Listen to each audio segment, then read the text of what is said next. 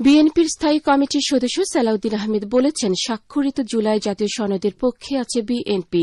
ঐক্যমতের ভিত্তিতে স্বাক্ষরিত জুলাই জাতীয় সনদের প্রতিটি প্রস্তাব অক্ষরে অক্ষরে বাস্তবায়ন করবে বিএনপি। জুলাই সনদের বাইরে বিএনপির কোনো বক্তব্য নেই। গতকাল পেকুয়া আশরাফুল উলুম মাদ্রাসার মাঠে উপজেলা উলামা মাশায়েখ সম্মেলন ও তানজিমের আহলে হক পরিচালিত বার্ষিক মেধাবৃত্তি পরীক্ষা উত্তীর্ণ শিক্ষার্থীদের মাঝে পুরস্কার বিতরণী অনুষ্ঠানে প্রধান অতিথির বক্তব্যে তিনি এসব কথা বলেন। সালাউদ্দিন আহমেদ বলেন, বিএনপি রাজনীতি করে দেশের মানুষের জন্য, মানুষের শান্তি শৃঙ্খলা, আইনের শাসন প্রতিষ্ঠা, দেশের মানুষের গণতান্ত্রিক ও সাংবিধানিক অধিকার নিশ্চিত করার জন্য। আর এর জন্য সবাইকে ঐক্যবদ্ধ হতে হবে।